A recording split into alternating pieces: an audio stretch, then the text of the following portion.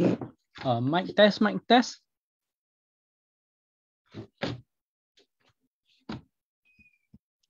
Can hear. Okay, thank you. Okay, thanks for everyone for joining tonight's our webinar today, where we be talking about the future of electrical vehicle EV 2021. Today we actually be collaborating with CICC Vincent from Chen from the CICC, where he will share more about the second half of the portion. So here is the disclaimer. Okay, so actually before we really start our webinar, let us do some questions. Give me a moment.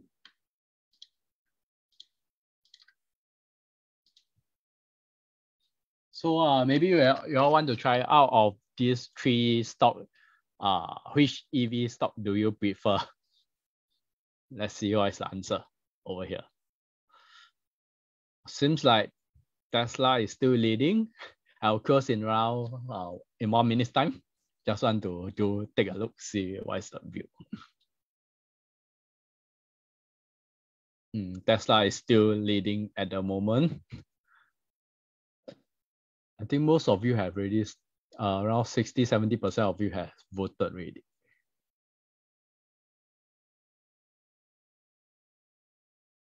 Okay, maybe I will just stop over here. So give me a moment.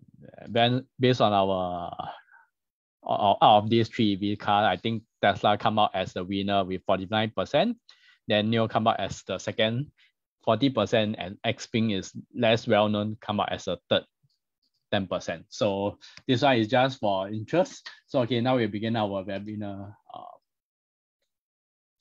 So actually what I'll be covering today is very short, simple update before I actually transit to the Vincent's to actually carry out the second portion. So I'll talk about the current vehicle market and what are some of the government policy push for the EV cars, and also what are the three EV cars manufactured around the world. This actually mainly will be actually Tesla, NIO, and Xpeng. I think these are the top traded volume in terms of the PhillipCapital.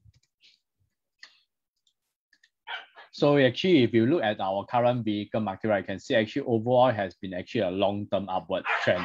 So it has been growing over times. So though you can see actually it has been growing steady over time, except in the recession 2018 and 2019, where there's a drop, and in the recent recession there's also a drop. So you can see actually vehicle market is actually on a long-term upward trend. So you can see only happen during recession. You can see actually there's a drop. So, and we also look into our current EV market, right? Because just now we talked about is about the overall stock vehicle market. Now we look into the EV market. So you can see actually EV actually start earlier than actually 2010. But in the previous, I would say that in 2010, at that point of time, EV cars will tend to be more expensive, and it's also not so visible because of the battery solution, charging, all this. So there's a lot of issue. So you can see actually as time go over, right, you can see actually the EV car has been developing, growing very fast. And when we actually look at this, right, you can see actually at this color, right, light blue, you can see actually is actually China EV car. You can see actually China EV cars, right, that they're actually growing very fast and very strong.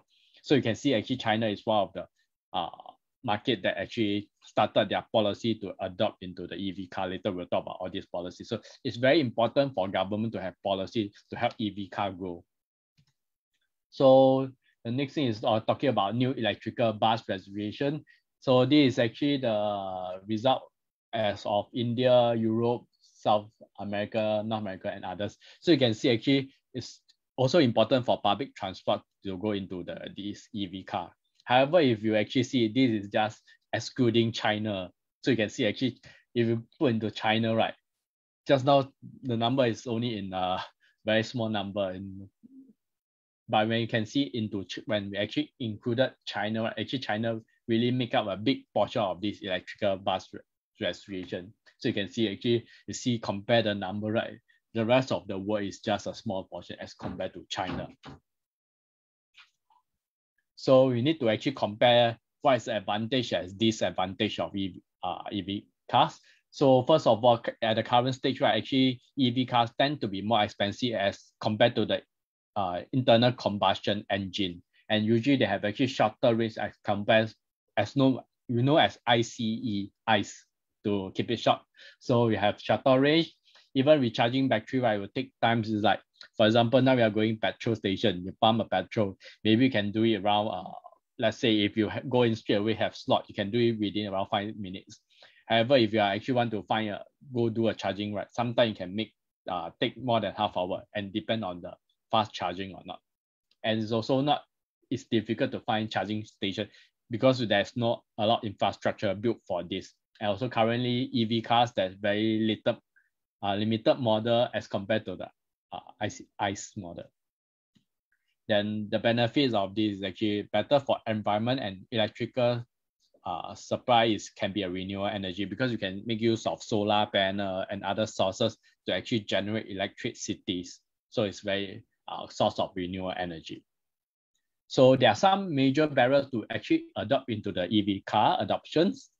So first of all, we just not talk lack of charging station, because especially in a very dense city like Singapore, Hong Kong, and also certain China city, right? You can see actually the building are very closely packed and built up. So it's very hard to actually I want to build a charging station here. So you can see there's a lot of issue. You have to run electric supplies over there. And also to actually redevelop all this, right, it will take time to build up all this infrastructure.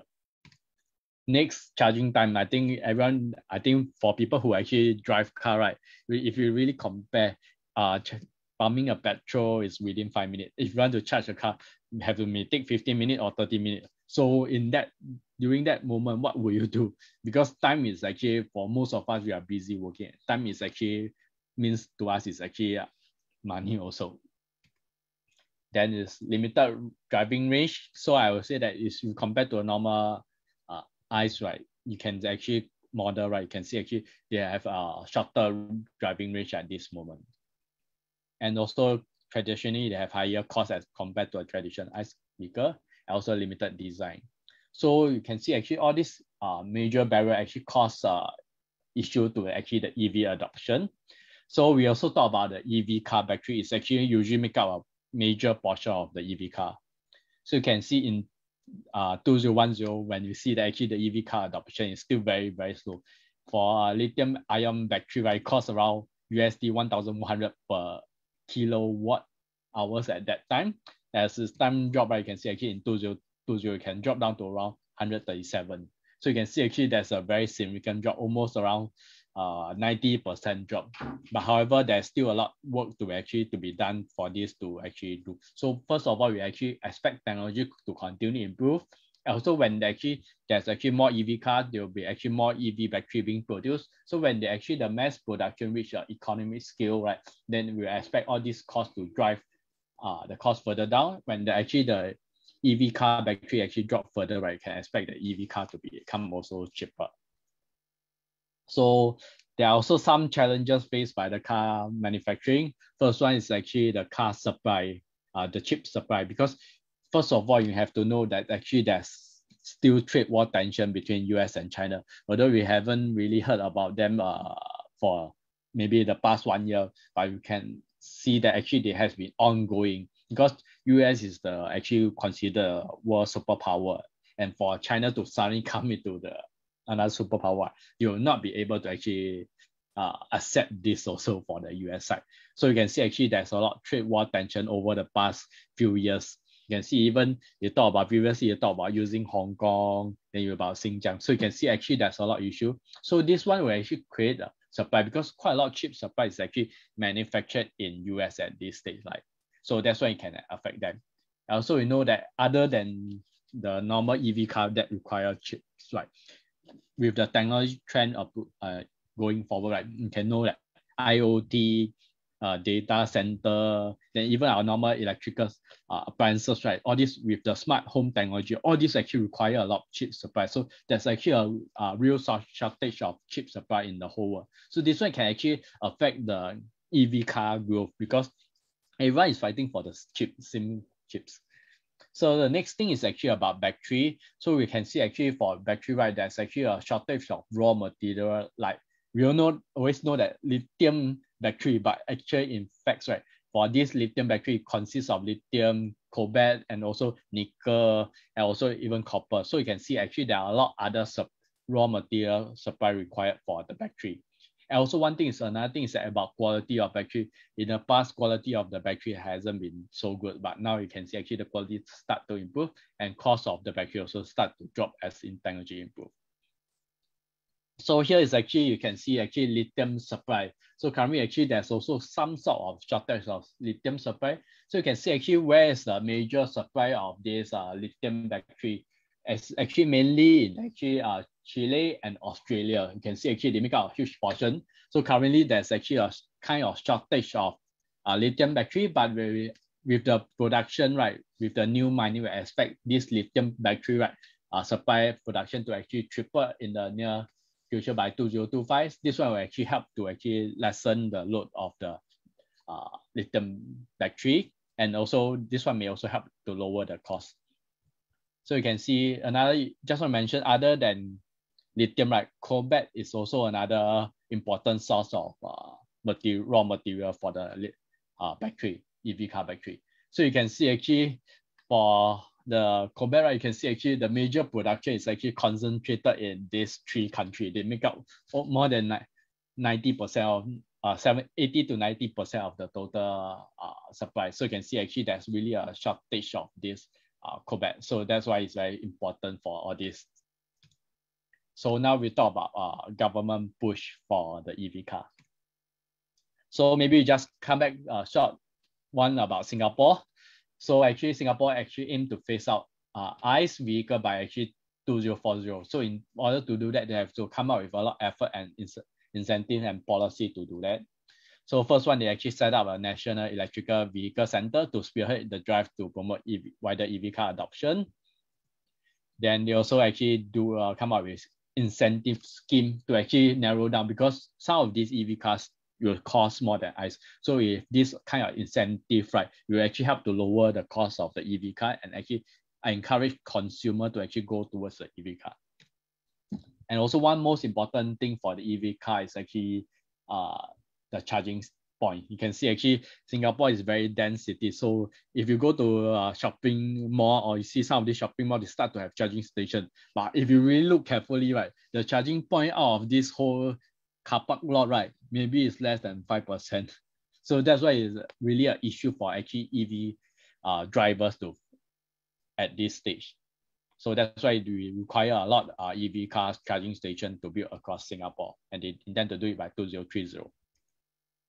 And lastly, for public housing estate, right, the government is actually taking a town-centric approach to build up EV charging infrastructure. So for those new town development or new car park, right, you are actually developing all these charging stations straight away. And we can see actually one of the most popular EV cars, I think, is actually Blue SG. So you can see actually they have a lot of EV charging station built. But if you actually notice, right, even for this, right, they're also facing issues. Sometimes if a driver, right, let's say I want to return the car back to this charging station, but it's actually fully packed, or maybe there's not enough slot.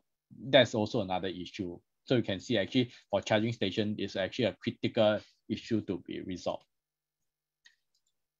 Then for US, Joe Biden actually has highlighted his plan to actually strengthen the auto emission standard and propose incentive for car manufacturers to develop the zero emission car.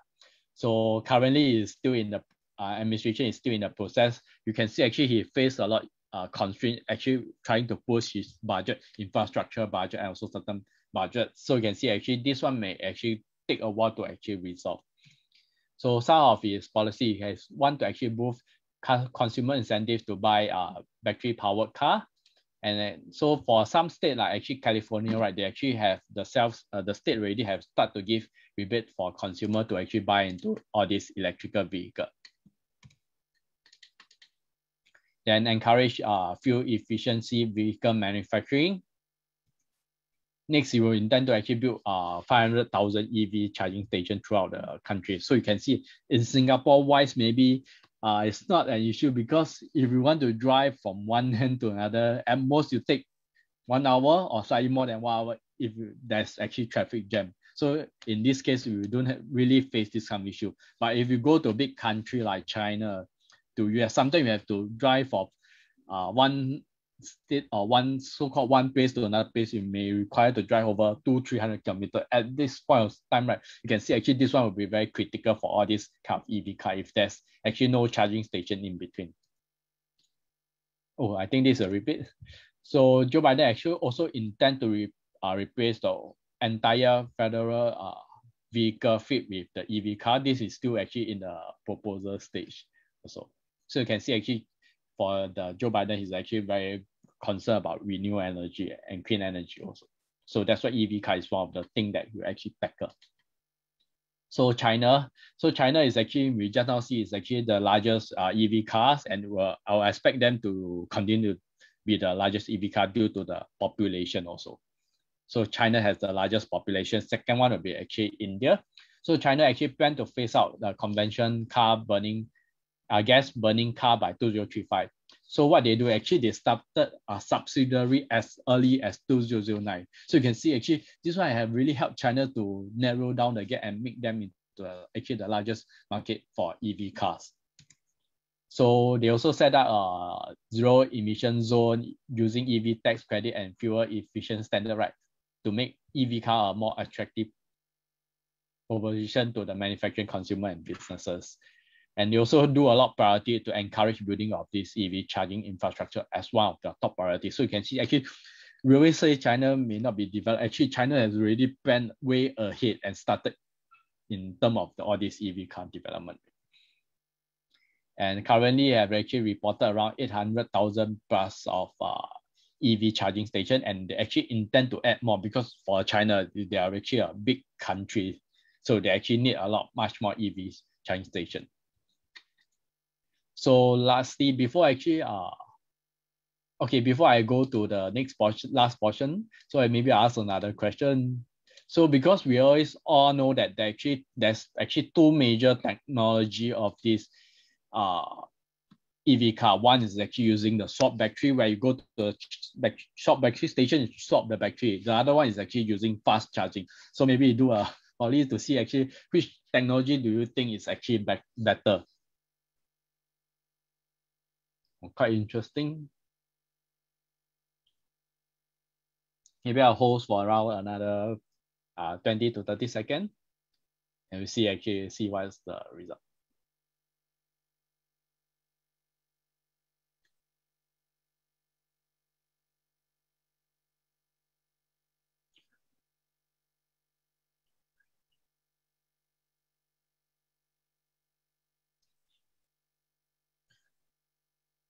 Okay, I'll close this in 10 seconds.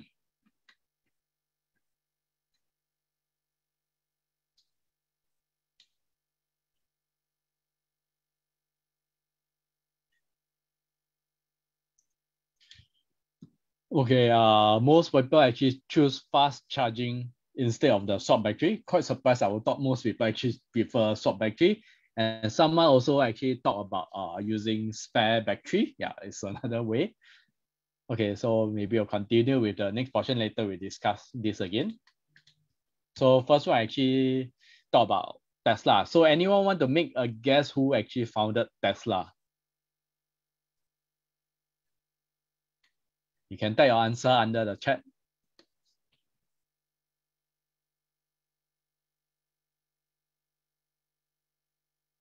Wow, most people actually thought it's actually Elon Musk that is actually, okay, maybe I'll show you the answer. So actually, who really found Tesla is actually not Elon Musk. So it's actually founded by these two engineers, Martin Behar and these two engineers that actually started this company. So actually it's not Elon Musk, but it's actually Elon Musk. I would say that they bring this company to the greatest height. So actually Elon Musk is only coming in, it's actually 2004 when he invested in millions and actually started to become the chairman of this Tesla. So that's quite interesting because at first I also really do not know. I always thought Elon Musk is actually the founder until actually I start to read up more, find out more about these EV cars. So that's why a lot of people actually saying Elon Musk is the founder. That's why it's quite interesting to know this. So actually, Elon Musk, right, he's actually started. He's also oversee the roadsters products. This is actually I would say that one of the EV cars, and actually start production in 2008. So he actually oversee all this EV car development, and he become the CEO in 2008. Then 2010 to 2015, they actually do IPO and they launch a Model X and X. Then they actually start to beyond that, they start to actually expand their business beyond the EV car into stationary energy storage, also solar power generation. And they also actually opened their first factories in US, outside US in Shanghai, China. So this one is actually one of the important development for this Tesla, because we all know that actually currently China is actually the world's largest market for the EV car. So this is actually a very important step for Tesla to actually start to grow. So actually, what is the mission of this Tesla? They actually believe the faster the world stop relying on all these fossil fuel, right? They actually move towards a zero emission. So actually, they want to actually build an electrical car that actually can be better, quicker, and also more fun to drive. They also want to build an infinity scalable energy generation, clean energy generation and storage products. So that's why you can see actually between 2016 to 2018, they actually start to expand their business beyond the normal EV car. So I would say that currently, right, whether it's short, give me a moment. So you can see actually in 2020, so for the, I would say that the EV car, right, actually make up around close to around, add up this 83% with this 13%, right? They actually make up a significant portion, almost 96% of the total revenue, as compared to the energy generation and storage segment revenue. So you can see actually for this energy generation and storage segment, right, is still a relative, I would say that relative small portion of the revenue for EV Tesla, and I expect them to actually grow over time also, because you know that actually Joe Biden is also very concerned towards clean and renewable energy. So with all this, right, you can see actually this one will also become an important segment of the Tesla in the future. So I just want to see actually, you see actually for this portion, right, they actually make up 94%, and the gross margin, right, they can actually make is actually 22%. However, for this energy generation and storage segment, right, they only make up around 6% of the total. I think there's 6% of the total revenue. I think this, so you can see actually this, right, you can see only actually give you a gross margin. So I would say that this one, right, they'll have a lot of work to actually improve on in the future. So actually we'll talk about what is the strength of this Tesla. So first of all, they actually intend to build an extensive network of supercharge station, and it's aimed to actually be cheaper than a traditional cost of gas. So this is actually the charging station in US. So you can see actually they have built a lot of charge stations throughout the whole country. However, if you actually come to Southeast Asia, you can see actually there's actually quite a lot limited charging stations. So that's why there's still a lot of charging stations to be built in the other parts of the country, especially in Southeast Asia and the Asia portion. So one thing is that you can compare, they did a comparison between the supercharge cost compared to a gasoline charge. So you can see this one I get from the Tesla website. This one may not be updated, always updated, because the price of this gasoline also move on a daily basis. So can you see that actually for this 300 kilometer ride, actually if you compare the Tesla charging supercharge cost is 142 as compared to a gasoline 365. So you can see actually for EV car user, right, actually they benefit in terms of the cost. Another strength is of Tesla, right, is actually they do in terms of direct sales. So they actually sell directly to consumer. They have do not have third-party salesmen. Like for example, you want to buy Toyota, you can see actually they can buy directly from Toyota, or you can buy from a third-party salesman. But for Tesla, right, they actually do direct sales to the consumer. So this one actually help to consumer to have a better experience. Because if sometimes you ask the sale, I think some of you actually buy a car, you go through a third-party salesman, then some of the things, right, he may not be actually able to provide or give you the information. However, Tesla's strength is direct sales, so they can actually get information and actually pass down information easily. They also actually make use of internet sales where consumer can actually customize and do some customization and purchase the Tesla car online. So you can see actually over here, from them they can choose the color what they want. The customization may not be a lot, but yeah, they can choose some of the performance that colors, all this they can want. So you can actually visit Tesla website if you are interested. So what is actually Tesla future potential? So you can see actually for Tesla, right, currently have all these I'll say this car in production, and they are actually intending to actually add on more, because this one is actually mainly in US. They are going to Shanghai, they are going to actually more into actually into Europe, and also they actually develop more than just the normal EV car. They are going to actually do this cyber truck and also other kind of new model. That's why you can see actually that's very important for them to actually continue to develop in the future. So with expansion into more markets and also more EV car production, right, this will actually generate more revenue for them in the future.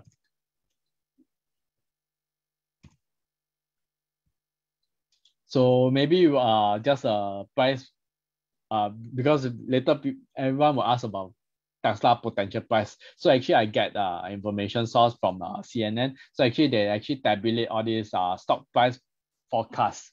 So you can see actually for some of these analysts, right, they have actually 32 analysts that actually offer a 12-month price forecast. So someone actually has give a view as low as 67, and some people actually have predicted a high price of 1,200. And this is actually the so-called the market sentiment of these all these analysts. So you can see actually Tesla stock, right, because as the price actually recently have to undergo some correction, that actually more analysts actually, as with the correction of the price, actually more analysts start to expect this to actually outperform. You can see there's actually an increase in the outperform. So you can see for the medium, right, they actually expect around 768. This one is for the forecast for next 12 months. So next I'll go to actually NIO. So NIO, I would say that it's a later entry as compared to Tesla. So it's actually founded by William Li in 2014. So actually in 2016, they actually been given the autonomous vehicle test driving permit. And they actually start to open their first battery swap station in 2018, and they also do IPO and they deliver their first EV car delivery. However, this company actually almost go bankrupt last year. So end up they actually get new funding from a group of Chinese investor, and also they actually focus more on the swap battery technology. Actually, they launched this battery as their service and form a so-called battery asset management company. So actually, what is their mission? They want to shape a joyful lifestyle to offer premium smart electrical vehicle and being the best user enterprise. So what they do actually design, joint manufacturing. So I think all this you can read. So actually what they want to do is provide a comprehensive, convenient and innovative charging solution. Also other user-centric offering. So you can see what are the so-called sales component of this NIO. So actually for the sales component for this EV car sales, right, make up 93%. The others actually make up 7%. But I expect them for these other sales, right, to continue to grow over time, because for what they are doing is actually battery services. Later you will find out in the strength of the portion of NIO. First of all, they actually have a patent battery swap technology. So this around 1,200 patent technology. So what they do is actually take a 3 minutes to swap a fully charged battery. So this one I'll say that is more closely to what we actually been charging at the petrol station. Around 5 minutes, we can actually charge our cars, and after that we can actually make payment and we start to drive off. So that's why it's compared to fast charging wise, this one is, I would say personally, I feel it's actually a better technology. And this one actually helped them to actually generate so-called sustainable revenue going forward also. So we actually have an auto battery and an electrical system check performed during each swap, because this one, when we swap battery, they also help you to check whether this vehicle and the battery is actually in good shape also. So this is actually how it look like. They also have a new power charge and power mobile. So similar to a AAS model, they actually offer affordable service and product and generate this revenue on a recurring basis. So you can see, other than just selling cars, they also continue to actually generate revenue on a recurring basis for the company. So they actually support plug and charge, and also scan and charge with a fast and efficient payment mode. So actually using this using the mobile app, right, you can actually charge your car on the spot already.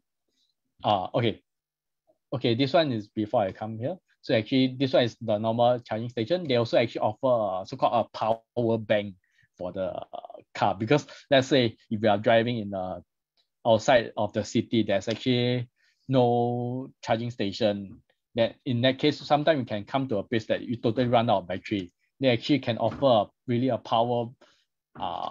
moving power bank. This is quite interesting.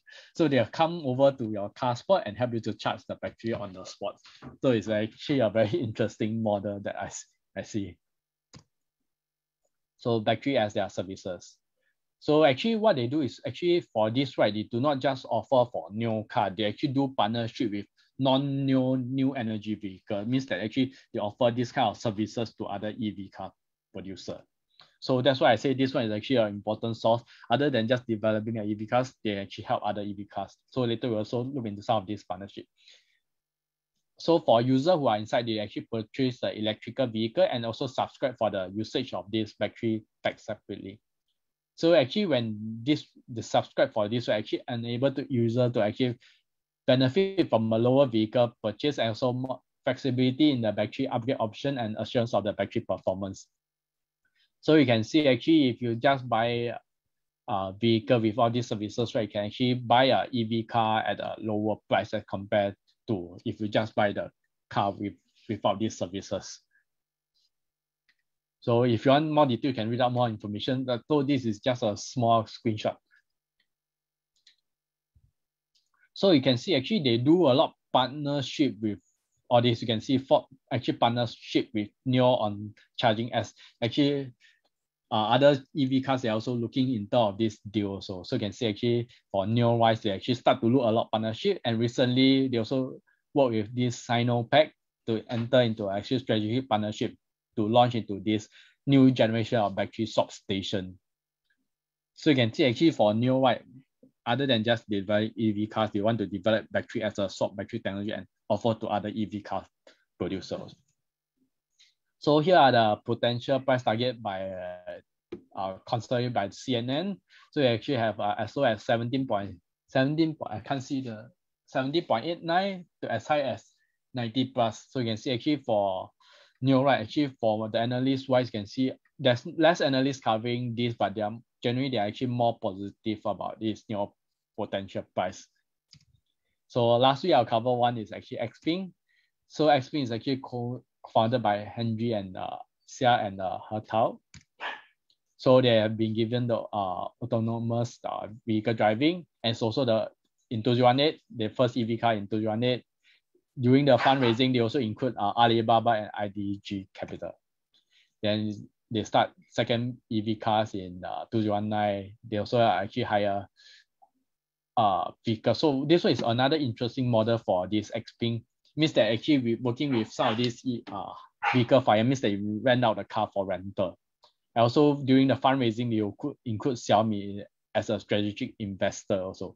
And I think Xiaomi actually announced that they are going into EV cars. So I'm not sure whether they have any partnership with Xpeng. This one we do not know, just speculation.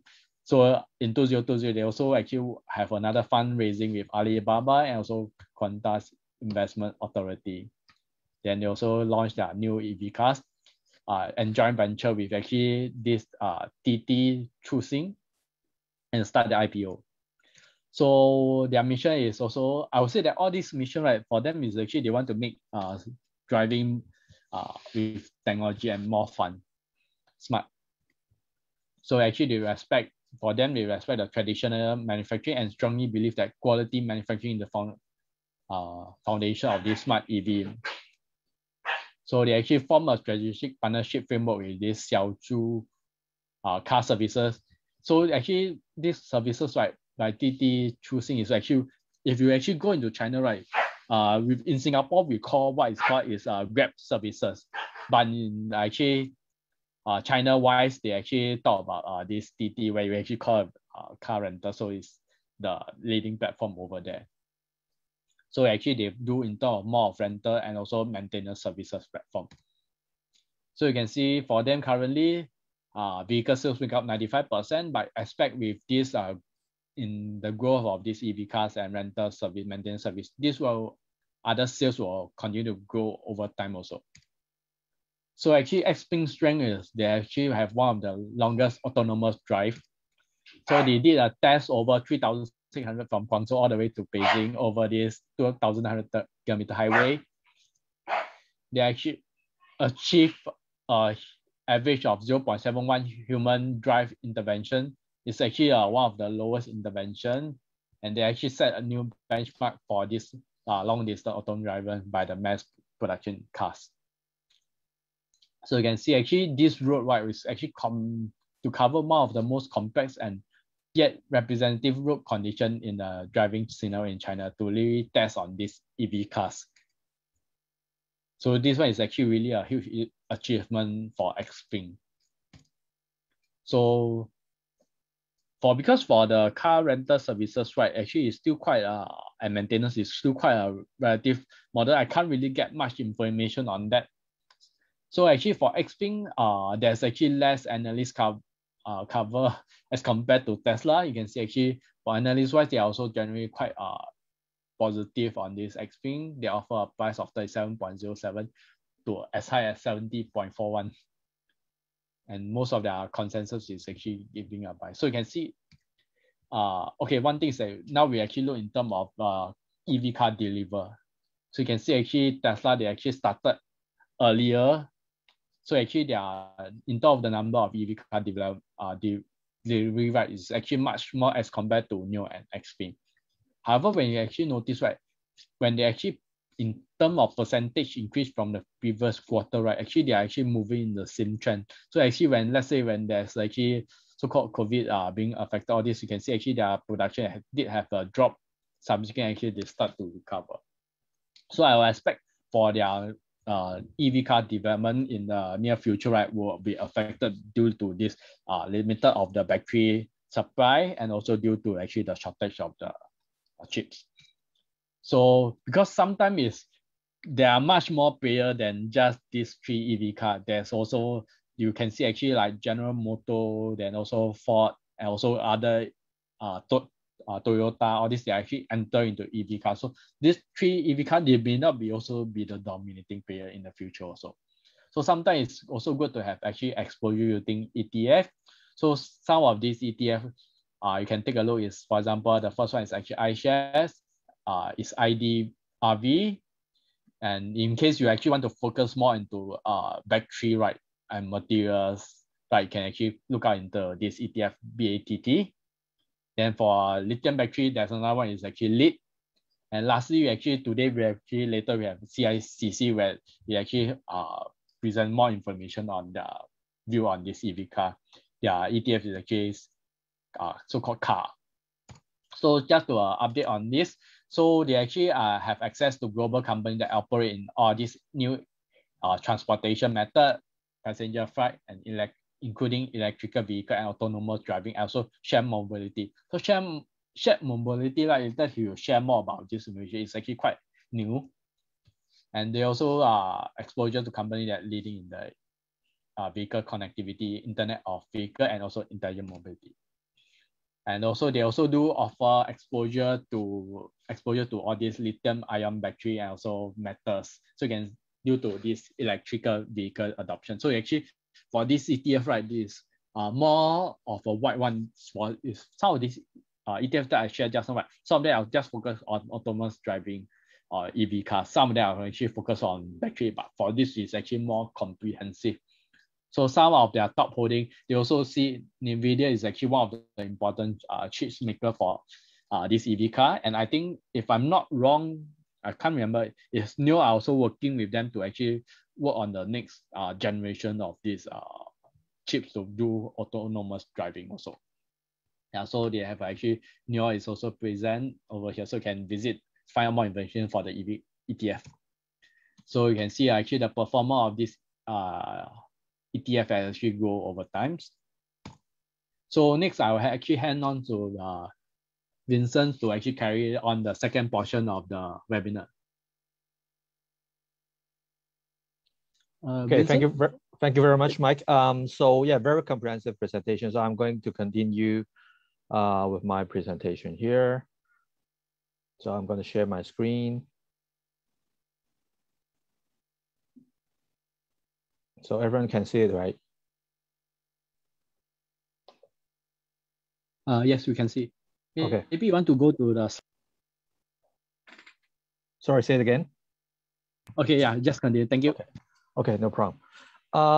Yeah, so I think EV is a very interesting market. In the past, Mike also mentioned, in the past, the majority of the population still, use ICE internal combustion engine vehicles instead of EV, primarily because of three reasons. So one is because of the price.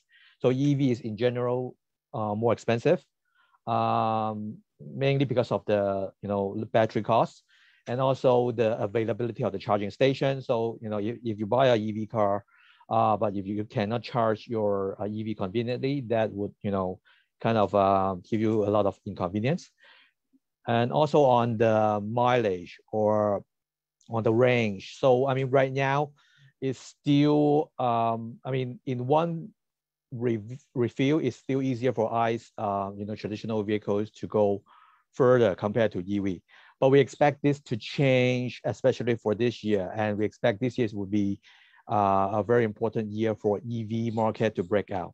So I'll explain in different in the rest of my presentation. So here is just a quick introduction for CICC. So we are a listed company in Hong Kong and in the Asia market. We are a Chinese investment bank with headquarters in Beijing, and then we also have offices in Hong Kong, New York, London, Singapore, San Francisco, Frankfurt, and Tokyo.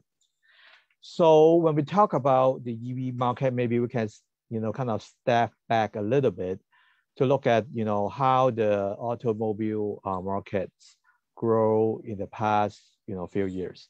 So if you look at the chart here, we see the top 10 automobile manufacturer in 1999 and then 2007 and 2017. So if you look at the names there, is generally remains unchanged. So you see GM, Ford, Toyota, Volkswagen, Fiat, PSA, which is the company that hold the brand Peugeot, Citroën, which is a French car manufacturer. Nissan, Honda, Renault, again another French automobile manufacturer.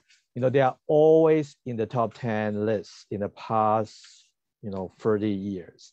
So why is this important? Because in the past, even China, they want to break into the list to become the major automobile manufacturer.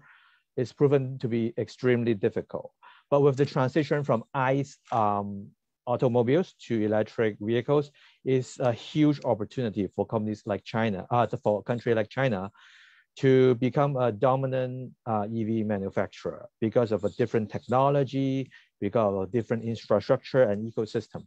So this is really an opportunity for newcomers, not only from a country perspective, but also you see newcomers like Xiaomi or Baidu or Apple. All these companies try to come in to the EV market because of the technological transition from ICE vehicles to electric vehicles. So if you look at the chart here, in the past, the changes is mainly coming from M&As and the Chinese market. So for example, Korean automobile manufacturer Hyundai advanced to be the top 3 in 2017. after acquiring KIA, and also they got a lot of market share in China as well. And then on the other hand, Daimler fell out of top 10, after parting ways with Chrysler. So I mean, going forward, we'll see the list to be changed much more significantly. So if we have a list, I don't know, 5 years from now, 10 years from now, I think the list would have a very significant change. So like Mike also mentioned, part of the transition from ICE vehicles to EV is motivated by government initiatives, especially carbon neutrality. So China, EU, US, all of these places already announced their target of carbon neutrality in 2015. So under the goal of achieving the carbon emissions in 2013, so EVs will continue to replace fuel vehicles, especially in places like European Union, because European Union right now has the strictest, carbon emission policy in the world.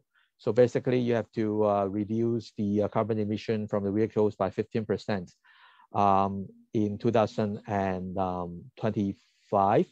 And also by 2013, the reduction will be 37.5% carbon emission, which is very, very aggressive. So I mean, you're in places like European Union, you will see much more, adoption on the EVs. And also from the traditional OEM ICE manufacturers, they will be forced to transition to the EV market much more quickly as well. So in China in particular, carbon emission from China's transportation sector accounted for 13% in 2017. So in 2018, the carbon emission would 83% of the carbon emission were contributed by road transportation. So that would also motivate the Chinese government to be more proactive in promoting the electric vehicles as well. So if you look at the China market, China is in a very, very unique situation because actually China EV adoption is faster compared with EU and United States right now. So if you look at the past 15 years, the total demand in the global automobile industry basically remains stable. So China has been the main driver for the global automobile consumption in the past 15 years. So if you look at the China automobile sales volume increased from 5.676 million in 2005 to 25 million in 2020. So, the automobile market, has a compound annual growth rate of 11.3%, which is much faster than, the rest of the world. So we expect that trend to continue, especially for the EV market as well. So like I mentioned, we expect 2021 to be a, critical year for the EV market. Primarily because of three reasons. First of all, on the technological change. So Mike also mentioned about the battery costs being reduced from more than $1,000 per kilowatt hour to around right now around $130, $140 per kilowatt hour. For Tesla is even a little bit lower. So why is this important? Because $100 per kilowatt hour is the break-even point for electric vehicles to catch up with ICE vehicles. So once you reach that $100 point, I mean, the EV performance, the EV cost effectiveness would be, better compared with ICE vehicles. So this is kind of a deal breaker when, individuals try to buy EV market, because right now EV market is still pretty much a niche market. But once, in terms of the performance, in terms of the cost, once the EV vehicles catch up the ICE vehicles, you will see people, buying the EV for their use, and it will become mainstream. So technological change is very important. And also from a charging station standpoint, you see a country like China already building massive charging station elsewhere. So China actually has more than half of the charging stations globally. So that's why I think China is in a unique situation to grow the EV market because of the readiness of the infrastructure and also having the largest market in the world, and also Chinese government's initiative to become the dominant player for the EV market. Given in the past 30 years they tried to do that, it didn't work out in the traditional ICE vehicle market. So EV is really a kind of a game changer for Chinese automobile manufacturers to break into that top 10 list. So also on the vertical integration, as Mike also mentioned, battery is the key component for electric vehicles. So for electric vehicle, if you look at the structure, it's very different from the traditional automobile structure, because the electric vehicle simplifies the body structure and reduce the manufacturing difficulties of traditional vehicles. The number of electric vehicle parts and components is reduced by about 40% compared with the traditional gasoline vehicles. So they have a production process called modular productions that help new vehicle manufacturers to use the spare production capacity from third parties to build new production capacity in the early stage of development to realize OEM production. So that's why this can accelerate the process of industrialization. So that's why you see new EV manufacturers, who are traditionally not in the automobile market, like Xiaomi or Apple or Baidu. They try to break into this market because of the simplicity of the EV structure compared with the traditional ICE vehicle structure. So vertical integration is very important because once you control the battery technology, it will give you a head start in the EV market, because the battery is the most important component for an electric vehicle. So that's why you see Tesla invest in a lot of money in the research and development for lithium battery. And you also see Chinese car manufacturer like NIO or XPeng also doing the same thing.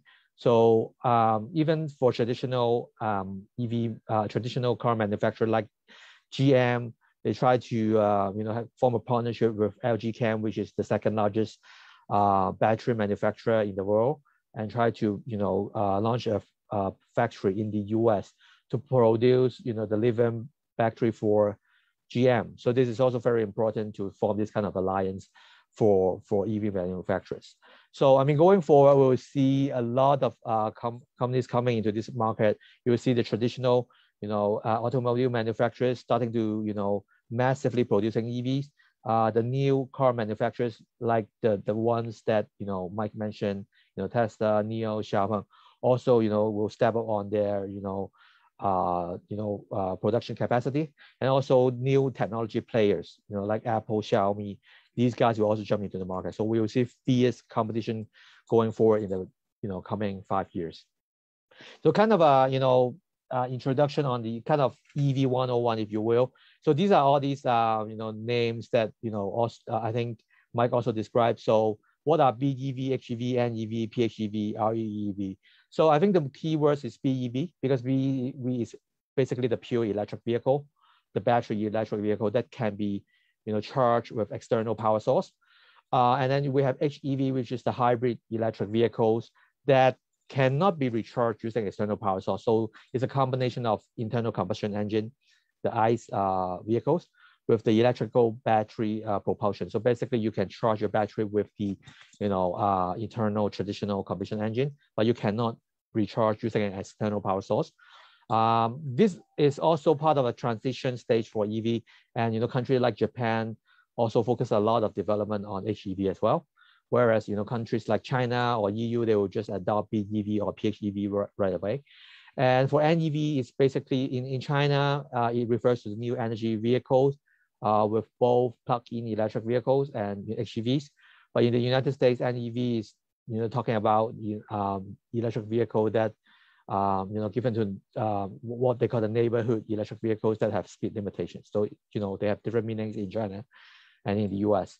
And then PHEV, plug-in hybrid electric vehicles, which can be charged from an external source like BEV, but they also can rely on the traditional engine and fuel power. So this is something kind of a dual EV, if you will. So I think the keywords here is really BEV and PHEV. So, like Mike mentioned, there are a lot of government initiatives on EV, but I'm not going to go over all these details because Mike talked a lot about that already. So, I mean, like I said, going forward, we believe there will be much more tech companies, entering the EV market, especially in 2021 and 2023. So Apple already announced it here, Baidu, Xiaomi, Huawei, all this technology will, enter the market. And then also the traditional manufacturer, like GM, BMW, Benz, also step up in the electric vehicle, production. So for the new players, like Tesla, Tesla sales has been increasing rapidly, and also the Chinese EV startups are, striving to catch up. So I will give you the numbers. Tesla sold around 500,000 vehicles in 2020. And then NIO sold 43,000. Li Auto sold 33,000. Xiaopeng sold 26,000. So I will see the Chinese EV will catch up very quickly because of the favorable, environment for EV market in China. And also there will be more technology coming in. Technology companies like Xiaomi. Xiaomi proposed to tap into the smart EV market with a wholly owned subsidiary and plans to spend $10 billion over the next decade. And then Apple may release a smart car in 2024. Huawei entered the smart car field as a tier 1 supplier. And then Baidu and Geely join, form a JV as well in the EV field. So we see a lot of players coming in to the EV market. So like I said, for China is very uniquely positioned because, it has the largest adoption of EV compared to the rest of the world. Right now, the adoption rate is around 4 to 5%, but we expect that to grow into 16% for new car sales, in the 2025. So we expect, China will account for roughly half of the EV sales in 2005 with 7 million. The global EV sales at that point would be, 15 million. So given the maturity of the NEV, value chain, with strong policy support, a massive charging station. So we will see that, China will become a dominant player in the EV market. So players like NIO, Xiaopeng, all these guys will be a strong player at that point. And then, the global sales for NEV would reach 50 million, which is 16.4% penetration. So by 2025, the penetration of NEV in China would be 20%, and the compound annual growth rate would be 38.5%, which is, larger than the global market.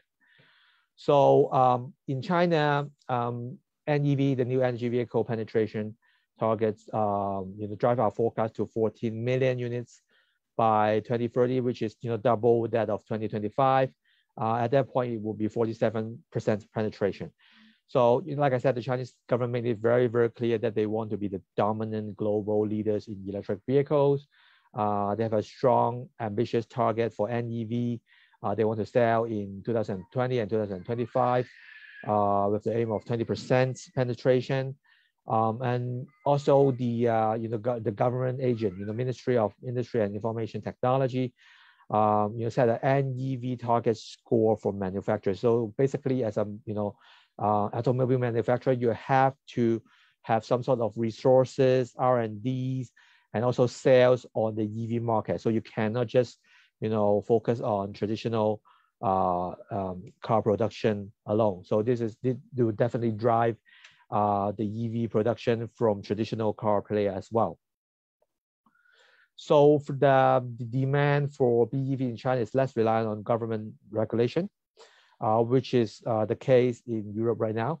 So I think the driving trends in China are more conducive to EV adoption as, range anxiety. Like I mentioned, for traditional car, you probably can go further with one refill, but for EV, right now it still lack the ICE. But the recharging issue is significant. So what China is trying to do, first of all, they try to build massive charging station. And second, they try to adopt alternative approach. So for example, companies like NIO they try to speed up the refuel process by basically swap your battery in your EV with a new battery, which takes just minutes to charge your auto electric vehicles. So this is something very creative and very innovative, and I think this would partially solve some of the range problem posed by the EV in China. So for European Union is a little bit different, because in Europe the EV market is basically driven by the carbon neutrality, by the regulatory standpoint. So the European push towards electrification by this initiative, Paris Climate Accord, which calls for the carbon dioxide neutrality by 2050. And in Europe, autos currently is the largest contributor for carbon dioxide emissions. So that would make the government very committed to drive the number down. And we can see the number here, from 2021, the EU fleet-wide average emission target for new cars is 95 grams CO2 per kilometers. So for that number, it's right now it's 130 CO2 would go down to 95 CO2 in 2021, which is a very, very aggressive reduction in carbon emission, which forced these traditional OEM automobile manufacturers to produce much more EV going forward. So we can expect a substantial increase in BEV, which is the pure electric vehicles, as well as the plug-in hybrid EV for the total vehicle sales. So you can see here, we expect the EV sales will become 7.1 million by 2030. That China will reach 7 million by 2025, and then Europe will reach 7 million by 2030, which is 5 years behind. And then in terms of the penetration, we expect the electric vehicle BEV plus PEV to reach 40 to 45% by 2030, and around 20 to 25% by 2025. So which is roughly the same with China.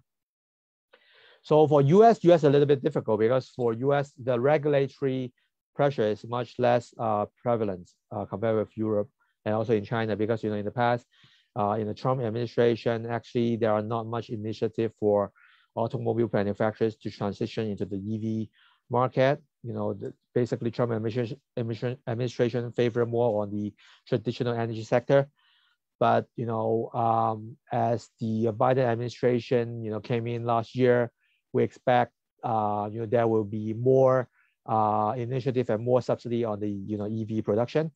And once the Biden assumed office in the US, he immediately announced to rejoin the Paris Climate Accord. So and also announced the carbon neutrality in 2050. So we will expect the alternative vehicle value chain to grow, and we expect the EV in the US to catch up what we have in EU and in China as well. So so in the Obama administration, there's fuel efficiency target with 54, and then Trump's administration set a new target of 40, which is a lower requirement. And then Biden administration, we expect that to go back to that Obama rule of 54 milli PG by 2025. So if you look at the BEV market, we expect the EV sales would grow to 4.7 million, which is much lower compared with China and EU. And also, if you look at the penetration rate, we expect, in the US, the penetration rate will grow to 10% in 2025 and around 25 to 30% by 2030, which is much lower compared to China. In 2025, we expect that to be 20% penetration rate and 45% by 2030. And for Japan is a little bit different, because Japan tried to adopt a more gradual approach. So they would first try to transition from the traditional ICE vehicles to the HEV vehicles, which doesn't allow external power source to recharge. But still, HEV is considered a more environmental friendly vehicle. So that would also come into the definition of Japan's government for alternative fuel vehicle. So Japan also announced the target of carbon neutrality by 2050. But I think the target is a little less aggressive because they accept HEV to be accepted as the new energy vehicle as well. So we expect the number is much less than other countries. So in Japan, the EV sales will be less than 1 million by 2030, which is much lower than the countries that we mentioned earlier. And then the penetration rate would be still less than 20% by 2030. And Korea might be a little bit different, even though the market is much smaller. So Korea can emerge as one of the industry leaders in the upcoming electrification because of the value chain and the ecosystem. So first of all, Korea has one of the largest chip maker in Samsung, and Korea also has one of the largest battery maker in LG Chem. And also Samsung is also one of the major, battery maker as well. So they have a, infrastructure in place. They have the, component in place. So I think they can emerge as one of the kind of a black horse EV manufacturer going forward. In terms of the penetration rate, we expect that to grow to 20% by 2030. In terms of the, sheer volume, of course, is much smaller than the country we mentioned because it's a much smaller market, but we expect Korea can be a key country in the value chain of the EV ecosystem because of the EV battery manufacturing capability and also the chip manufacturing capability. So for India is a little bit different because India is much more less developed in terms of the automobile infrastructure, even for ICE automobiles manufacturing.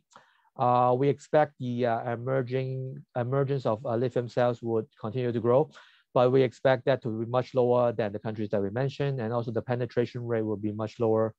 We expect around 2% for India. So it's not a very important market, but this is something that you might consider if you consider investing in the India market. So like I mentioned, in terms of the cost structure, battery has replaced engine as the biggest contributor of the cost of the EV, as you can see here. In terms of the cost, BEV is still around 47% more expensive than traditional ICE automobiles. But for traditional automobiles, we expect the engine and the car body to be the major cost contributor for traditional automobile, maybe around 25% for the body part as well as the engine. But for battery, for EV, battery is definitely the biggest contributor with around 40% of the cost coming in from the battery. So battery is the single most important component for electric vehicles. So I mean, as an investor, you can also look into this space apart from the automobile manufacturers. So here's kind of the competitive landscape. If you look at the chart on the right-hand side, it basically showed like the top 10 battery manufacturers, the biggest being CATL, which is in China, LG Chem in Korea, Panasonic in Japan. So East Asia is actually the dominant player in the battery market, lithium battery market. And like Mike mentioned, if you look at the battery market, you also look into the materials that produce the batteries. So lithium being one, and then you also have cobalt, and then you also have lithium, cobalt, and also have nickel as well. So for lithium and nickel, Australia is the dominant player in the market, and then cobalt being Congo. So if you look at the players here, we will expect more and more concentration in these battery manufacturers. So if you look at the chart on the left-hand side, we expect top 5, account for 83% of the battery industry. versus in 2014, 6 years ago, 7 years ago, is 71%. So we expect CATL, LG Chem, Panasonic continue to be dominant in this battery market. So you can take a look at these companies as well. But I mean, by no means I'm recommending stocks here. I'm just talking about general market trend. So in terms of the battery cost, so if you look at the numbers for CATL, for example, the average selling price for CATL battery dropped by 70% in the past 6-7 years. And then, Tesla, being the leading player of, R&D in battery, the battery cost already dropped to 100 kilowatt hour, which is the break-even point between ICE vehicles and electric vehicles. And then Tesla also has a very aggressive target to drop that battery cost further by 50%. And we expect the world, the rest of the EV player to catch up as well. And we expect the rest of the EV player to drop to $100 kilowatt hour by 2024 or 2025 as well. So if you look at the chart here on the right-hand side, you can see the battery cost will continue to grow, to drop, and also the battery demand will continue to rise because of the adoption of EV. So like I mentioned, in terms of the charging infrastructure, China leads the way by far compared with the rest of the world. So if you look at the chart on the left-hand side, the dark blue color is being China, being more than half of the public charging point is in China. But obviously because of the size, but if you look at the per capita basis, in Europe, Netherlands is the #1 in terms of the charging station on a per capita basis or per gas pumps basis. And then even if you look at the charging points per 100 kilometers of the road, Netherlands is #1 and then China is #2. So China is really leading in terms of the charging infrastructure. So I think it's much more easier for individuals in China to adopt EV because of the convenience of charging station and charging infrastructure in China. So if you look at the autonomous driving market, is very important because obviously Tesla is also leading the way in terms of the autonomous driving market as well. Right now, I think most of the automobile manufacturers is going to kickstart the level 3 autonomous driving technology. So I think we expect the autonomous technology will grow very, very significantly, and that will help create a new ecosystem. So companies like Google, Baidu with the map navigation system, that would also be a key player in the electric vehicle in terms of autonomous driving. And then also you have chip manufacturers like NVIDIA, which is also a key player in autonomous driving because of the connectivity with the cars, with the autonomous driving system. So we expect the global penetration rate for level 1, 2 technology to expect to grow to 35% in 2025 versus 8% in 2019. So companies like Tesla, Xiaopeng, all these companies are continue to advance its commercialization of L3 level 3 technologies. And I think in terms of technology, Tesla leading the way with level 4, level 5 technology of autonomous driving. And in terms of the value chain, I think you can also consider to take a look at what we call the LiDAR technology, which is the light detection and ranging technology. Because for level 3 automated driving, you need the LiDAR technology, because for level 2 driving, you are basically relying on cameras or what they call the millimeter wave radars. But for level 3 driving, you need to rely on the laser system. So laser transmitter production companies, laser detectors, and then silicon producers, all these companies will contribute to the autonomous driving for the EV market as well. So for example, Baidu also work with a number of shared driving technology like Didi Chuxing or WeRide or Robotaxi together. in the Chinese city like Shanghai, Beijing, or Guangzhou as well. So there are a lot of companies that would benefit from the autonomous driving, like I mentioned. And then also in terms of the autonomous driving, it's very important in terms of the algorithms that are, embedded in the car, because, the length or the complexity of the algorithms is the key for the driver experience for EVs system. Because, right now the smart car software already carries more codes than smartphone and PC. So you can basically consider future EV like a smartphone. They can, detect, they have huge connectivity. They detect the car around them. They can connect to the car around them. And also, more importantly, they can make the car safer. So I'll give you an example. For example, in 2018, Tesla Model 3, users basically have a complaint saying the braking distance is much longer than traditional vehicles, like Ford. I remember it's Ford F-150. So I mean, Tesla kind of accepted the criticism, saying, hey, we have a problem with that, so we'll try to improve the braking distance. So what they're trying to do is basically try to upgrade the algorithm among all the Model 3 around the world. And then instantly, the braking distance reduced by 20 miles without doing anything. The car just downloads the system from Tesla automatically and then immediately becomes safer.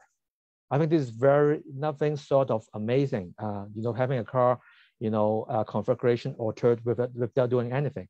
So going forward, we would expect this kind of technology continue to grow. So the car basically can upgrade the system themselves and make it safer, make it a better driving experience, without doing anything.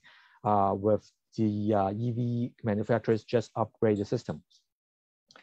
So, we talk about autonomous driving, we talk about, intelligent driving as well. So you see a lot of traditional companies still working on the level 1, level 2 technologies, whereas new technologies companies jumpstart to level 3, level 4 technology as well. So we expect that to continue. And Tesla is obviously leading this way, but I think the Chinese auto manufacturers is also very proactive, and a lot of them, like Dongfeng or NIO, all these guys are already starting level 3 technologies this year. So we expect catch up as well in the coming 5 years. So I think, R&D is very important. A lot of people talk about, companies like Tesla or NIO, they will replace traditional car makers like GM or, Daimler. We do not expect that to happen, because, I mean, traditional auto manufacturers still have an advantage here. So primarily because of the fact that they are still making money. So you see company like Tesla, even with the share price grew by 8 times last year, is still not making money. I mean, it started just to make money, but from an annual basis, it's still having a loss. But I mean, for traditional car maker, like Tesla, Toyota, Daimler, Volkswagen, they are still making money. They can put in a lot of money in the research and development. So you see, they have an aggressive target. For example, GM expect their, to be fully EV manufacturer by 2035. And then they also partner with lithium battery manufacturer in LG Chem. So I think traditional manufacturers have a chance to catch up in terms of the technology and the R&D, because they can spend much more money compared with a lot of traditional players, except Tesla. So we expect, companies like Toyota, Daimler, Volkswagen, General Motors, these guys already spend, a massive amount of money here. You see the numbers here on R&D, even, larger than Tesla. So we expect these traditional car companies will also play a catch-up game compared with the traditional, compared with new car manufacturers. So I think it's a very competitive market. You see the new manufacturers, old manufacturers, technology companies all jumping in these 5 years. So it's also important to put this R&D money in terms of the intelligent driving industry technology. So I'm not going to go through all this detail here. You can see all these charts here. Everyone is developing their own intelligent driving system, which would kind of enhance the driver experience. So I'm going forward, I think the software, the algorithms is the major competitive advantage that will differentiate a top EV manufacturer versus a mediocre EV manufacturers, apart from lithium battery technologies. And also you have automobile cockpits, which is very important, especially before autonomous driving will come into force, because right now we see a lot of technology advancement in terms of virtual reality and augmented reality. So basically on your window screen, you can see all this calculation of distance between the front car and the car that you're driving, and also the distance between the car that you are seeing on the screen. So all this augmented reality also enhance the driving experience. And also we expect that smart cockpit market will continue to grow globally, as well as in China as well.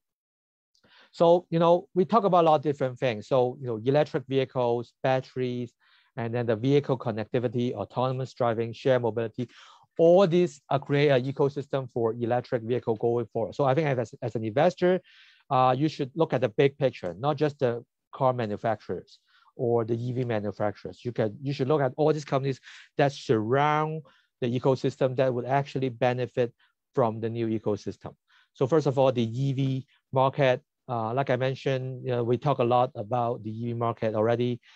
China will be the dominant market for EV and become 50% of the EV market in 2025. So obviously you have to look at the EV manufacturers as an investor. And then as an investor, lithium battery producers is also the key focus for investors that would like to capture the EV market. And then also the material, mining companies for lithium, cobalt, and nickel as well. These materials will continue to grow because of the growing adoption of lithium cells in electric vehicles. And then we also have Internet of Vehicles, which basically enhance the connectivity among all these electric vehicles and also between the electric vehicles and the EV companies. So you would want to focus on the chips manufacturers like NVIDIA. We would like to also focus the autonomous driving system related software companies like Baidu, like Google, or even Texas Instruments are also involved in this because everyone is developing their own driving system. So the software company, the chip company would bound to benefit from this mega trend for EV market and autonomous driving. And also shared mobility is a big thing as well, especially in countries like China, because in China, a lot of people are still cannot afford to buy an EV, which is very expensive from disposable income perspective in China. So I think car sharing platform has a huge potential in China, and you already see the JV between Uber and Didi Chuxing, and then you also see the partnership between the EVs producers and the shared mobility platform. So I think all these internet companies that provide the shared mobility would also benefit from this EV mega trend as well. So like I mentioned, China has a key advantage, being the top EV market, being the most intensive charging station in the world, being the top battery manufacturer, being the most aggressive government initiative in producing EVs. So we expect China will become a very important market and with unique advantages going forward as well. So here is kind of a key summary of what are the companies that you would like to take a look. But again, by no means we are recommending this stock, because that's not the purpose of this presentation. We are not recommending any stocks or any ETFs here. So, but I mean, we can look at the big picture and look at all these companies that are involved in the EV ecosystem in terms of the automobile manufacturers, batteries manufacturers, connectivity, autonomous driving, as well as intelligent driving. So that's the end of my presentation. I will just open the floor for any question or any comments that you would like to share. Thank you very much.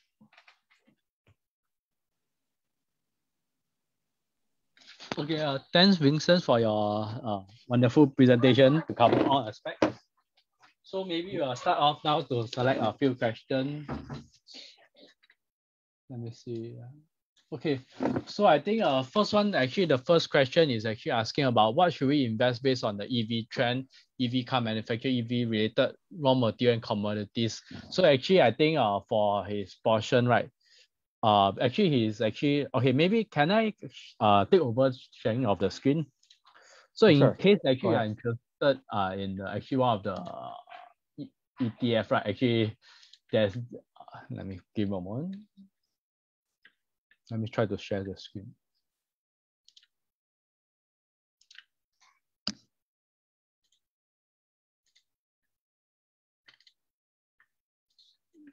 So actually, I think one of the ETF actually for his the car ETF, right? Actually, they have actually covered quite comprehensive aspect for all these consideration. They actually cover in terms of raw material, Internet of Things, and also intelligent mobility. So this is actually one of the ETF that can get exposure other than other ETF that you can consider.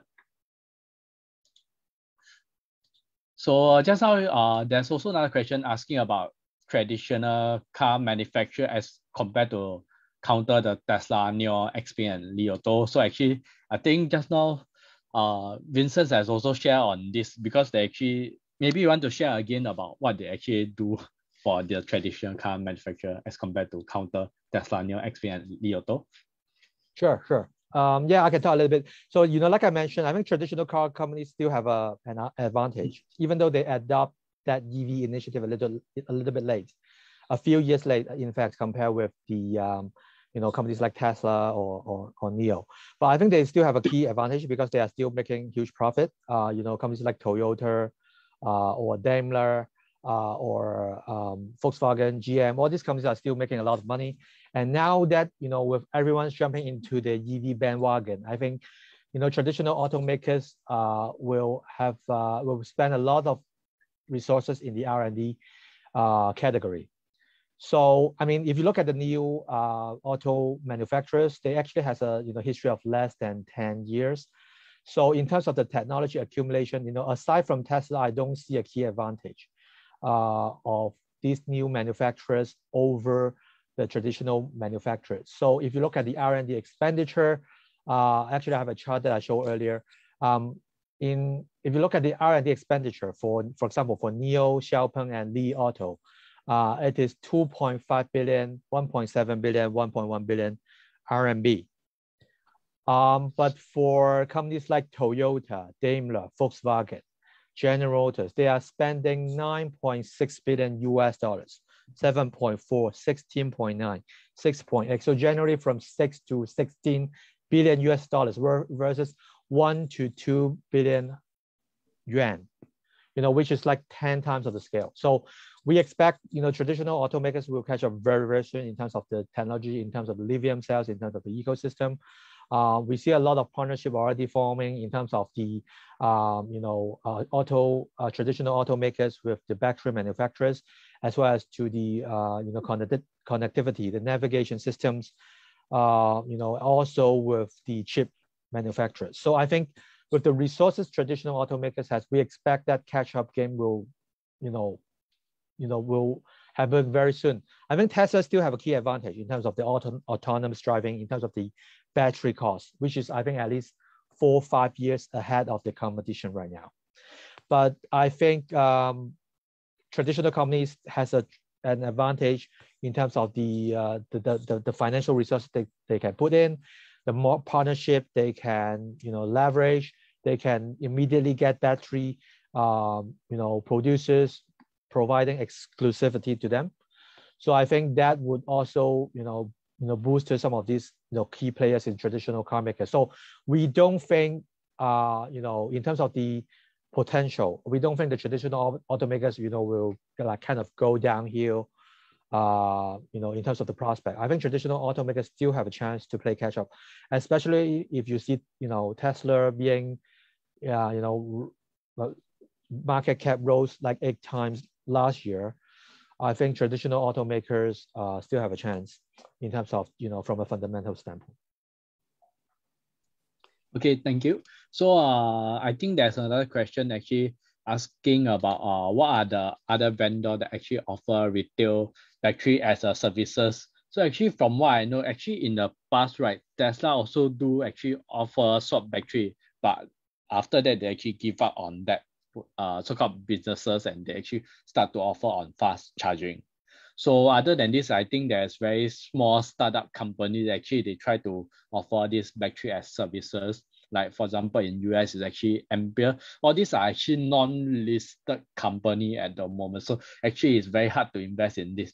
So I think just now you also mentioned that for the traditional car player, right? Actually some of them how to actually leap jump the technology, right? They actually acquire some of these small startup where actually they actually do a lot of innovation. They actually do acquire acquisition of this company and so-called jump into the technology ahead also. That's actually how the traditional car player can actually leapfrog. Yeah, maybe I can share a little bit about the kind of the dynamics of the names that of the automobile manufacturers that I mentioned. So for example, if you look at the traditional manufacturers, like I mentioned, GM already formed a partnership with LG Chem, which is a major battery manufacturer. And then also, if you look at the or navigation systems companies, Google, Apple, also kind of forming alliance with the traditional car makers. So I think they still have a chance in terms of, first of all, I think on the lithium battery side, we expect that technology could be will play a catch up. So right now, as you mentioned, the battery cost is around $140 per kilowatt hour. Tesla is around 100. They expect to drop to 50 by 2025. We expect the traditional car company can reach $100 as early as 2023 and 2024, which is already faster than the timeline, compared with the new car makers like Xiaopeng or Li Auto. So I think, this kind of technology is still an advantage because, lithium battery is the biggest, cost for electric vehicle. And also from, like I mentioned earlier, the electric vehicles components is 40% less than traditional vehicle components. So I think from a technology standpoint, it's not that difficult for traditional car manufacturers to, transition into the EV from an engineering standpoint. I think really the key is on R&D, especially on the battery side, and also on the software, on the algorithms, because I think once the battery cost, decrease to a lower enough level, of below $100 per kilowatt hour, which is the break-even point of ICE and EV vehicles, I think the key competitions come from the algorithm, the software, the connectivity between the cars. Like I mentioned, you can basically upgrade your car with a split second without doing anything, and it makes your car safer without doing anything. So this kind of system is more important for car makers to differentiate their car EV going forward. So I think traditional EV has that advantage because of the funding resources as well as their partnership with the software internet company. Okay, thanks. Okay, maybe just to highlight, because we talk about a lot of EV cars about renewable energies. So upcoming, if you're actually interested in clean and ESG investing, right, you can actually register for the upcoming webinar will be actually on the 21st of April. So all this will be actually tomorrow talking about ESG and clean energy investing. Then we also have some cash plus opening if you are able to trade US share as low as from USD 1.8 Fed, regardless of the amount you are trading. So you can actually scan this QR code to find out more. Then also in case you are trading CFD, let's say you think actually for short-term wise EV car, due to the shortage of these chips and so-called raw material, lithium battery, or this, they can actually face a downside. You can actually short using CFD also. So to open CFD, I think you can actually do the following step. Then in case you're actually interested in more active discussion with other clients in Phillip Security or with us, right, you actually can join this Telegram group. So I think there's some more interesting questions. So maybe this one is actually more about Singapore, because someone actually mentioned that if the charging in whole Singapore become EV, I don't think it's actually enough to use and charge. And also there's off-peak hour and also where got time to actually pump petrol that take less than 5 minutes. So how is this possible? That's why actually personally I feel that companies who are actually offer a swap battery, right, this one can actually overcome, because it's not possible to change the whole infrastructure overnight. And also to build all this infrastructure also require time. That's why actually swap battery, I think swap battery, all this is actually another way to overcome the short-term issue. And also especially in dense city, it's very hard to actually rebuild the infrastructure. You have to demolish a lot of stuff and rebuild. So that's why I think swap battery is one of the ways actually they can overcome. So that's why personally, for my personal take, only not call to invest, so I will look out for company that actually offer swap battery technology. I think there's also quite a lot of startup company actually looking to offer this. Also traditional car maker, they're actually also looking into this area already, other than NIO. Yeah, I agree completely. I just want to add the point that, obviously swap battery is the short-term solution for EV to solve these charging problem. Because right now in terms of ICE, you just need to refuel for like 4 or 5 minutes. But for BEV, for the pure EV, battery EV, it takes typically 6, 7, 8 hours. Even for fast charging, I think right now the technology allows around 30, 35 minutes, which is also already a breakthrough. But I mean, if we can come down to something below 15 minutes, I think it would be, it would be more acceptable from an individual standpoint. But I mean, in the meantime, I mean, swap battery is one of the ways to solve that problem. Okay, just someone actually mentioned about hydrogen fuel cell will be actually cleaner than lithium. Yeah, I think I do agree that actually hydrogen fuel cell will be the next wave of EV car, but I'll say that current-wise, technology-wise, they still need some sort of development. Vincent, do you have any idea that actually cars are developer actually start to offer hydrogen fuel cell yet? Yeah, I think it's mostly about the technological development. So I think right now, from an environmental, standpoint, hydrogen cars can potentially become more greener than electric cars. But I mean, the technology is not there yet. I think, right now there are more, I think EV, I mean, lithium battery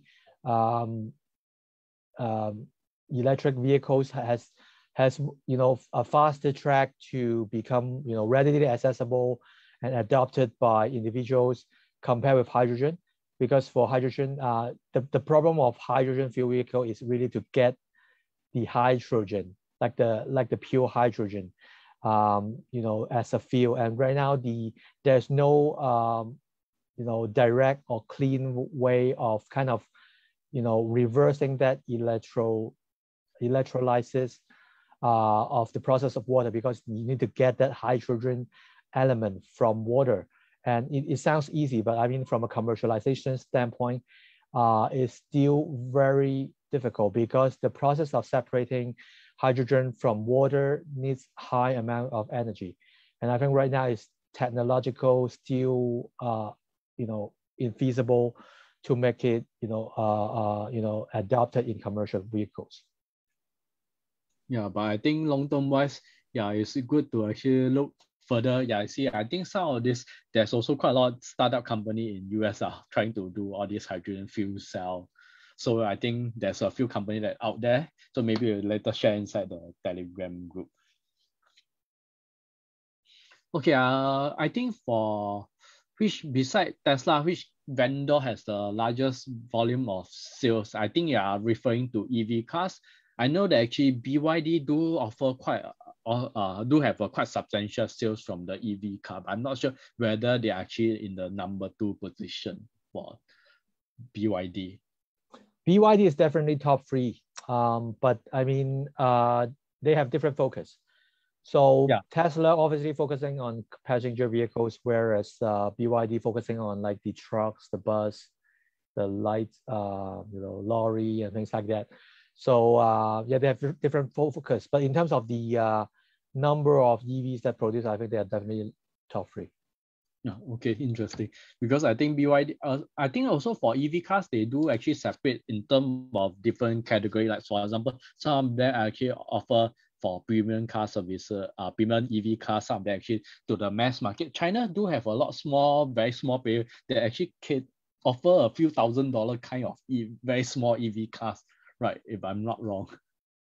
Yes, that's true, but I do not expect that to kind of become disruptive in the automobile market, because obviously you still need to put a lot of effort in terms of R&D, develop the lithium battery technology, and most importantly to get that algorithm in the vehicle, which I think need a lot of resources on the software side. So I think these players might be useful for like a short term, like a short distance travel around a town or something. But I mean, as a car manufacturer, we do not expect those companies to have a huge impact. Interesting. Okay, so actually, because since we'll talk about actually auto driving, I think actually Google have actually subsidiary Google self-driving car project called Waymo. Yeah, I think that one will be actually quite a strong competitor in terms of actually auto driving in the future, because Google Maps is already available in the world. So I think they actually can tap on the existing solution to actually catch up with Tesla. Or yeah, I agree. In terms of the autonomous driving, Google is definitely a key player. So in terms of the mileage of level 3, level 4 autonomous driving, Tesla is definitely number one. But I think Google is also catching up, being number 2 in terms of the mileage of autonomous driving in a level 3, level 4 environment. So I think in terms of the autonomous driving side, Google has a huge advantage.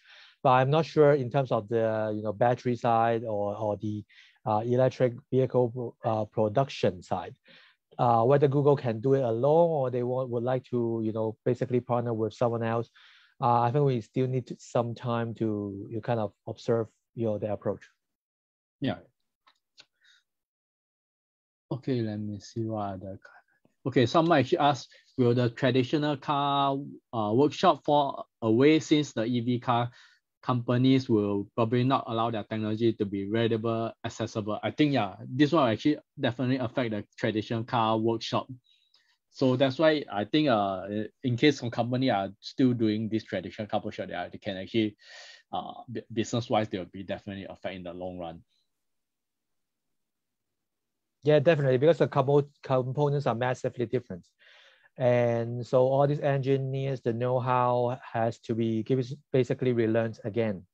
And all this garage and repair shop has to kind of adjust themselves for this new EV adoption. But I mean, I think there's a period where you will see a lot of ICE and EVs on the road. So you'll see both in the market. But I think going forward, I think in terms of the workshop, they will have to adopt that EV technology. But I think in terms of the repair shop is not that difficult, because actually from a structural standpoint, electric vehicle is actually simpler compared with the traditional automobiles. Yeah. Wow, I see there's quite a lot of questions over here. I think almost close to 100 over questions. So maybe we'll select some of the questions to answer, because I think we may not be able to answer. So maybe I just fast one. I think is investing in lithium battery ETF a good option? So actually, I think just now we actually share in terms of lithium battery ETF, there's actually 2 major lithium battery ETF. Is actually BATT and LIT. So you actually can look out for them. Then in case someone want to ask, is there actually a pure ETF to invest in the overall China EV manufacturer rather than the individual company? I'm not aware of any ETF that actually just offer pure China. I think for most ETF, actually, they look at the global approach for the EV cars. I don't think, is there any ETF just pure China? EV car manufacturer? Well, I'm not supposed to talk about product here, but I mean, from what I Okay. understand, I think people focusing on the global market primarily because of the fact that EV adoption is a global trend, and then also even in China, even it's the biggest market, you see international players as well as local players, or in the same market. So I think it would make more sense to invest in a more global portfolio compared with just I China. also agree, because China is not only market. I think overall there's also market in Europe and also US. So someone actually wants, what is the reason for this Li Auto price? So actually if you take note, right, all the EV cars has been actually dropped. The price has been actually dropping over the past few months. So actually one thing is that if you not know, all these cars actually are growth stocks. So growth stock wise, they actually valuation, they actually be affected by so-called interest rates. So let's say interest rate is going up, this would actually affect the valuation of this growth stock. So for EV cars, so they are actually affected by this. Other reason actually that the EV car stock has been actually dropping over past few weeks will be actually talking about shutdown of battery due to the chip shortage. You heard about NIO, and also some of the EV car, they actually start to face chip shortage in the short term. If I'm not wrong, I heard that there's news report that this may continue to, chip shortage may continue for this quarter and going into the third quarter when they actually start to relieve, right? I'm not sure, Vincent, do you hear about this? I'm not sure about that. I haven't heard of that. Yeah, because I saw a lot of news, right? They actually talk about chip shortage in the second quarter. Yeah, chip shortage is true. So that's why I think, like I mentioned, so people who have access to that, chip is very important. So I mean, right now the biggest chip maker is TSMC in Taiwan, and then you also have Samsung in Korea, and then also Intel, all this, and NVIDIA, AMD. So I think ability to access to the chip is very important. So I think that's why we need some sort of partnership going forward. So I think some of the traditional companies already lining up with their chip producers, but I think it would be kind of a bottleneck from a supply chain standpoint, because right now I think a lot of people want to buy Tesla cars, but I mean the Tesla just cannot produce enough because of all these chip shortage as well as other constraints. Okay, maybe I'll skip those. I think someone just now actually asked the limitation of EV cars and car manufacturer again. Want to show the slide? Let me go back to a slide.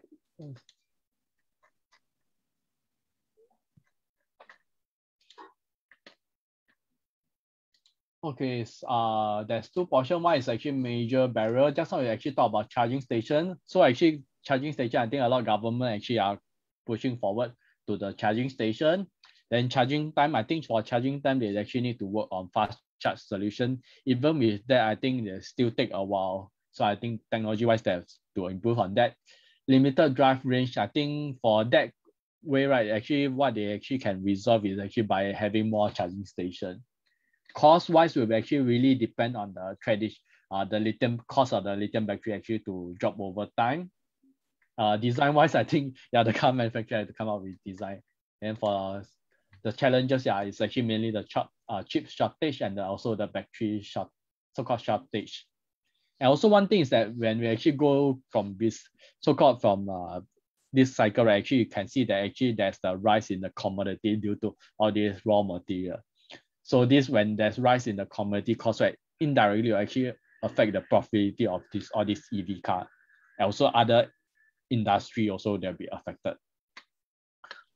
Yeah, I agree completely, because not only of the battery side, lithium, cobalt, all these nickel, all these elements definitely benefit from the EV adoption, but also copper price. You see copper price grew a lot in the past year, partly because of the fact that because of carbon neutrality, you have to use less of traditional petroleum, and then that actually there is no decarbonization without the use of copper. So some I read a report earlier saying, even Goldman Sachs, I think, they say that copper is the new oil. So I mean, if you want to transition from a carbon economics to a kind of a, low zero carbon economy, I think carbon is definitely the key element for this change as well. Yeah, I think someone actually just now messaged me to say that actually Toyota and also Beijing Beijing Sino High Tech team are actually trying to make hydrogen fuel cell in China. I think this one they actually set up a joint venture and hope to actually start operation in 2023. So I think Toyota working on a hydrogen fuel cell with the China side. It will be interesting also to look out for. Yeah, it's interesting, but yeah, I'm not by no means expert on the technical side, but from what I heard from the industry expert, they are saying the hydrogen cars are not going to overtake electric vehicle because of the technology is still not there yet for commercialization, and it's difficult to kind of commercialize the process of taking hydrogen out of water in a very cheap way. So that's just what I heard. But obviously, there might be more technical persons here who might know a little bit more. Okay, because actually for me, before I come into investment, actually I work in a industrial gas company called Air Liquide. So actually we do a process of actually pure hydrogen. The process of actually pure hydrogen wise, all this is actually currently I would say that it's quite costly because you have to remove all this impurity that can actually affect all this combustion. So I think at the current stage wise, the cost may be expensive. Like for example, like last time lithium battery used to be expensive. I expect the hydrogen cost will be starting at the start will be expensive, but as technology improve, then the cost will start to drop. So I think maybe someone actually asked about do NIO actually rely on battery swap only? I think they also do they do a bit of fast charging, but mainly battery swap is their main business, if I'm not wrong. Okay, let me see any other last question. Okay, someone actually asked most taxi and bus in China are EV. So do you know the name of some of these main EV car manufacturer or bus and taxi? I only know BYD is one of them, but I'm not sure what are the other EV car manufacturers in China. I think BYD also produced EV taxis. So they are actually mainly is actually by EV. Also, Geely is also one of them going to do that, right? I think for your case, you can't talk too much about individual company. Yeah, I'm not going to talk too much about that. Yeah. Okay, yeah. Right. Okay, let me see any other interesting question. We will take another last two questions. Okay, someone actually asked about what is the risk of US delist China EV car stock, like what they actually did on some of these existing company like ZTE or this. I believe actually for Li Auto, NIO and Xpeng, right, they're also looking into secondary listing back into Hong Kong like Alibaba, Tencent, JD or this. So I believe that in the long term, wise, you're going to list back in Hong Kong because of the China. It's also easier for China investor to invest directly through Hong Kong than directly invest into US. So I believe they are going to do that secondary listing in the near future back to Hong Kong. Yeah, I mean, I can comment on that as well because not only on the car companies, so you see a lot of rhetoric, since the Trump administration on the delisting. So right now, I think there are more noise than substance, in my opinion, because in terms of the delisting, you still need to follow the regulations. You cannot just, focus on one country and just kick them all out. So right now, I think from the US side, they are focusing on the accounting standard. So as long as, because some of the Chinese companies, to be fair, they are not, complying with the US accounting standards. So basically, they give the US government give them 3 years to comply with the, US accounting standards. But I think for the top players, for the biggest names, I'm not going to mention all, who, but I mean, all the big names, Chinese tech companies, most of them are in compliance with the US accounting standards. They use the Big Four accounting firms as their auditor, external auditor. So I don't think they would be, do we be facing that, US regulatory headwind. And of course, like you mentioned, I think in the worst case scenario, they can always come to Hong Kong to raise capital. And from an investor standpoint, it will be easier for mainland Chinese investors to access to this company through Stock Connect. But I think US still have a unique attractiveness in terms of raising capital because it's the biggest market in the world. So I think a lot of Chinese tech companies or even automobile producers, they still want to list in the US. Especially the big names, with no problem with the accounting standard. So I think, there might be some small companies leaving the US stock market, but I don't think it's too much, impact on the biggest companies. Okay, thanks. I think maybe you take the last question. Let me see there's quite a lot of questions. Okay. How to select? Let me see.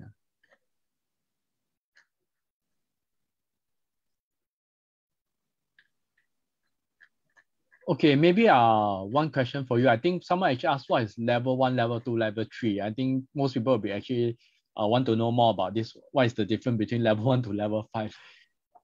Well, I'm by no means expert in this, but I mean from because it's quite technical.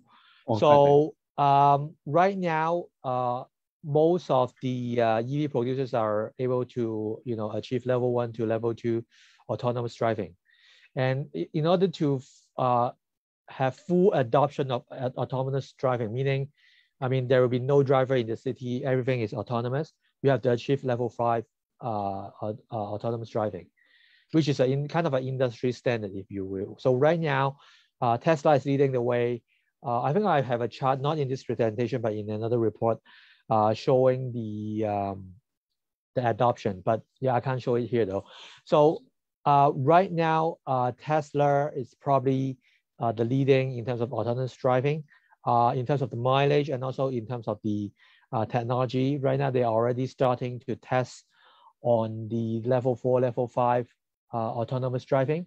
For some of the mainland Chinese automobile manufacturers like Dongfeng or NIO, they are also adopting the level 3 autonomous driving. So obviously behind Tesla, but I think it's still kind of in a good position compared with the rest of the competition.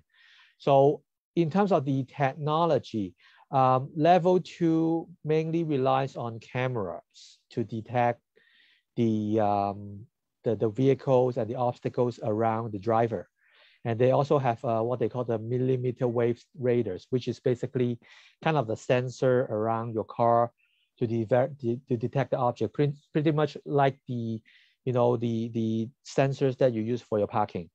But for level 3, they use the laser detectors and laser transmitters, meaning they can achieve automated driving in specific scenarios.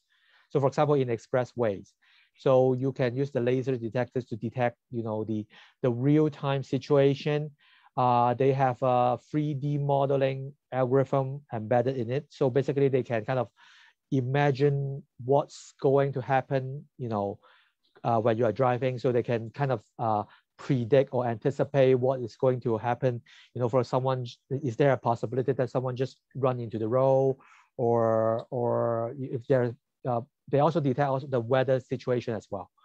So they all combine all this together to form a simulation that make it safer for autonomous driving. That is what I understand from a layman's standpoint. I'm by no means an expert in this, but yeah, this is what I'm, what I understand in terms of the, level 2 to level 3. So right now, I think most of the companies are transitioning from level 2 to level 3. So I have a chart here in front of me. I can't show it here right now, but so for example, Mercedes-Benz is having level 4 to 5 testing. Volkswagen as well, Ford, Tesla. Tesla is the earliest adoption of level 4 to 5 on 2020. And then on the China side, the fastest is actually Dongfeng. Dongfeng is having level 4 testing this year. And then Xiaopeng, NIO, SAIC, Chery, Geely, GAC, Chang'an, Great Wall, all these are doing level 3 testing this year. And then in Japan, Toyota, Honda, Nissan also doing level 3 testing right now. And Hyundai is doing level 4 testing. They just skipped level 3. So yeah, this is what we are having, the kind of a big picture. But I think going forward, we expect level 5 to be the standard for, you know, full adoption of autonomous driving. Okay. I think maybe we'll come to the end of the webinar. I think because it's close to 9:30, I also do not want to hold up too much of the time, because I think there's still a lot of questions. So in case you have some question, I can post inside the Telegram group, then I will help you to check out the answer, then we'll get back to you. Okay, thanks Vincent for hosting this webinar with us. Thank you Mike, for invitation. And yeah, okay, I think in case you all want to actually review this webinar, we'll actually be posting this video online later on. Thank you. Thank you. Have a great evening. Yeah, have a great evening.